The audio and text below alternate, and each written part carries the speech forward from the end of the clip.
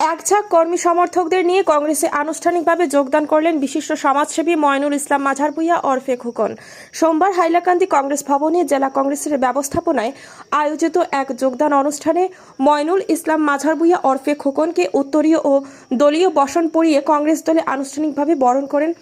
জেলা কংগ্রেস সভাপতি শামসুদ্দিন বড়লস্কর। আসন্ন পঞ্চায়েত নির্বাচনে নারায়ণপুর বন্দুকমারা জেলা পরিষদ আসনে কংগ্রেস মনোনয়ন প্রত্যাশী ময়নুল ইসলাম মাঝার ভূঁইয়া ওরফে খোকন কংগ্রেস দলে আগেও ছিলেন, বর্তমানেও রয়েছেন এবং আগামী দিনেও থাকবেন বলে জোর গলায় জানান ময়নুল ইসলাম মাঝার ভূঁইয়া ওরফে খোকন। তিনি যদি আজ আনুষ্ঠানিকভাবে কংগ্রেসে যোগদান করেছেন, কিন্তু 2004 সাল থেকে কংগ্রেসের একজন কর্মী হিসেবে কাজ করে আসছেন। আসন্ন পঞ্চায়েত নির্বাচনে নারায়ণপুর বন্দুকমারা জেলা পরিষদ আসনে তিনি কংগ্রেস টিকিটের দাবিদার। দল অবশ্যই ভোটারদের মতামতের ভিত্তিতে টিকিট প্রদান করবে বলে বিশ্বাসী তিনি। ইতিমধ্যে তিনি বিভিন্ন এলাকায় জনসংযোগ চালিয়ে যাচ্ছেন। জনগণের কাছ থেকে তিনি ভালো সাড়া পাচ্ছেন বলে জানান খোকন।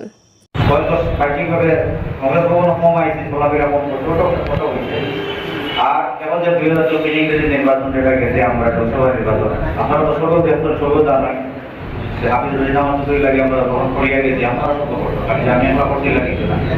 আপনারা সবাই করার কারণে আড়া দিতে এটা হলো তো ওয়াইটাও কিন্তু আগে দিতে লাগে। যাই হোক জামাতা বিদ্যা যদি আজকে আমরা আরো বেশি ভালো লাগতো দিচ্ছই না, আমরা নদী খারাপ ভবিষ্যতে যে আমরা পঞ্চায়েত নির্বাচন, এমএলএ নির্বাচন এবং এমপি নির্বাচন যেটা হইব এটা লাগে আমরা কংগ্রেস দিকে গাইতে লাগবো। কারণ হইলো তখন আমরা ভারতবর্ষর দিক যাই না, কমসে কম আসামের দিক দেখলে হাইলাকান্দির যে আমরা পরিস্থিতি যেটা এটা দেখলে আমরা কংগ্রেস ছাড়া আমরা কিছু উপায় নেই। কারণ আমরা বিগত দিনের যারা দল আসলা, এরা কিছু দল আসলা যারা আমরা বর্তমান নির্বাচনে এমএলএ বলা হয় তারা কথা বলতে গিয়ে আমরা হাইলাকান্দি ডিস্ট্রিক্টের পজিশনটা কিনা 3 এমএলএ আসলো, ওই গেছে 2টা, জেলা পরিষদ আসলো 11টা, হয়েছে 3টা, সরি 8টা, ব্লক আসলো 5টা, সম্ভবত মনে 3টা হয়ে যায়। কিন্তু আমরা জনসংখ্যার দিক দিয়ে গেলে আমরা তো ডিস্ট্রিক্টে আগে দিয়ে যাইতো না, যাইতো না, নিশ্চয় তো যাইতো। কিন্তু আমরা 1976 যদি আমরা দেখা গেছে এমএলএ সিট হয়েছে 3টা, আজকে 2024 হয়েছে এমএলএ সিট 2টা, 48 বছর বাদে আমরা হাইলাকান্দি ডিস্ট্রিক্টের ডিভিশন হয় কিছু নেতাগুলোর ডিভিশন হয় আগে দিকে গেছে যে এটা ঠিক আছে, কিন্তু দৌড় করে ডিস্ট্রিক্টের ডিভিশন হয়। কারণ কিটা শিক্ষার অভাব, আমরা মানুষের কাছে অশিক্ষিত কিন্তু না, আমরা নেতৃবৃন্দ দ্বারা অশিক্ষিত। আমি কংগ্রেস করিয়া এবার রচিতার মতো করছি, যে সময় শিক্ষিত মানুষ কাছে করছি সেখানে আমিও শিক্ষিত মানুষগুলো বেশ বলতে পারা হয় না, মানে নেতার নেতৃত্ব দিতে ভালো হয় না, ও ক্ষেত্রে ভালো হয় না। কারণ যদি আজকে আমরা ডিস্ট্রিক্টও যদি সব কাটিয়ে যায়, ডিস্ট্রিক্ট যদি থাকে না, আজকে যে সময় 2টা কনস্টিটিউয়েন্সি আসলো 3টা হয়েছে, তখন আমরা যারা নেতৃত্ব রাখলাম তারা যে অ্যাক্টিভিটিস আসলো এবং শিক্ষার কারণে ডিস্ট্রিক্ট 3টা কনস্টিটিউয়েন্সি হইল। কিন্তু এখন যারা নেতৃত্ব আসলো তারা শিক্ষা না থাকার কারণে আজকে আমরা এই দুর্ভাগ্য, আজকে 11টা জেলা পরিষদ আসলো, যদি 15টা হইতো, আমার মনে হয় যে আমরা পপুলেশন আছে, পপুলেশনে 15টা হয়, আমরা যদি ব্লক 7টা হইতো, আমরা যদি এমএলএ 3টা জায়গায় 4টা হইতো, আমরা তো ভালো হইতো না, আমরা ডেভেলপমেন্টটা ধরো বাড়িতো। আজকে যদি 2 এমএলএ 3 এমএলএ মিলিয়ে 30টা রাস্তা পাই, যখন 2 এমএলএ হইতো 20টা রাস্তা পাইবা, আমরা রাস্তার দিক দিয়ে ঢুকবাই, সব দিকে ঢুকবাই। এবং অর্থনৈতিক দিক দিয়ে ভারতের পজিশন আছে, আপনারা এটা বুঝিয়ে লাভ নাই, এটা গিয়ে লাভ নাই, ফাইন্যান্সিয়ালি খুব কন্ডিশন খারাপ। যাই হোক এটা কারণ কি যা খুব অশিক্ষিত কারণ। আর যারা ফাইন্যান্স মিনিস্টার হই আগে দেখছি আমরা, আগে যে কংগ্রেস থাকতে সময় যারা যে সময় দিছে অক্সফোর্ড ইউনিভার্সিটি ছাত্র, কেমব্রিজ ইউনিভার্সিটি ছাত্র যারা ফাইন্যান্স মিনিস্টার বানাইছে, যেমন দেখা যায় মানে যারা ফাইন্যান্স মিনিস্টার হই এরা মানে এই ডিপার্টমেন্টেরও মানুষ নাই। আমরা ভারতের যে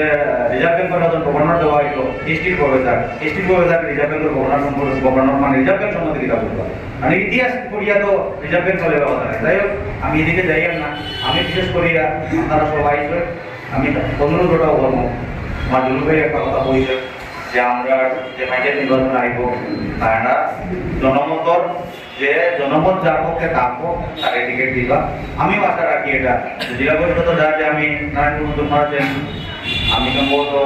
সেকেন্ডারি হইয়া আজকে যে এখানে প্ল্যানিং করছি এটা নাই, এর আগেও আমি করিয়ে গেছি, আজকে আইছি আমার তারা সব বইছে না, আমি বলছি আনুষ্ঠানিক ভাবে আমি আইনু আজকে আইছি। আমার বহু মানুষ আসলো, আমি তোর বইছি না, বিশেষ করি 10-15 জন 20 জন মানুষকে বললাম, এরপরে বহুজন আই গেছেন, আমার বহুত মানুষ রয়েছেন। ইনশাল্লাহ আমি নেক্সট টাইম যে সময় আইমু আশা করি আর আমার লগে করিয়া যদি আমি ডেট দিয়া মানুষকে বইয়া 60,000 মানুষ লইয়া আইটেম পারবো ইয়া আমি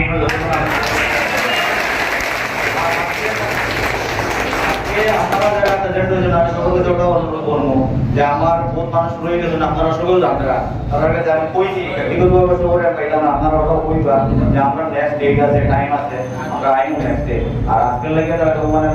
মনোভক্ত রাখতাম না কারণ আমার প্রতি বহুত সম্পর্ক ভালো লাগে আমরা এটা কইলা না আমরা এটা দেওয়া লাগে না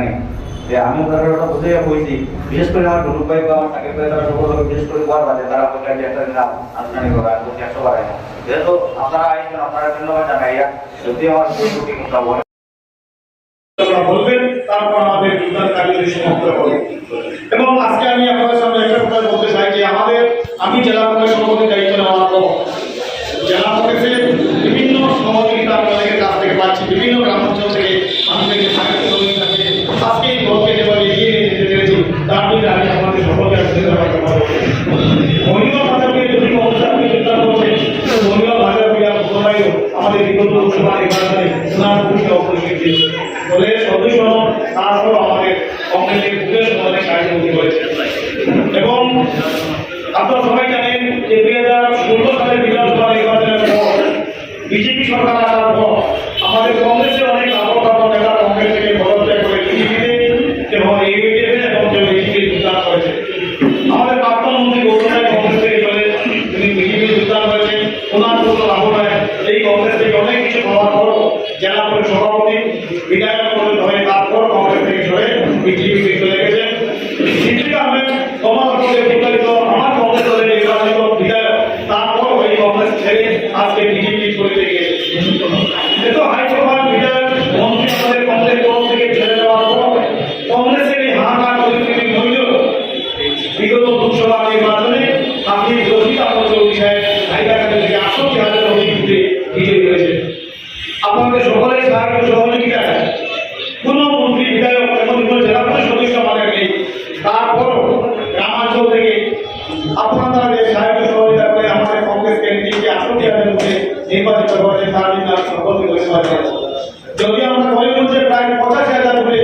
টিকে থাকার কারণে বিশেষ রাতাবাড়ি গতকাল পাতাকারী কংগ্রেসের অনুকূলে খুব না থাকার কারণে লোকসভা নির্বাচনে আমরা পরাজিত হই কিন্তু আমাদের আগামী দিনের লক্ষ্য পঞ্চায়েত নির্বাচন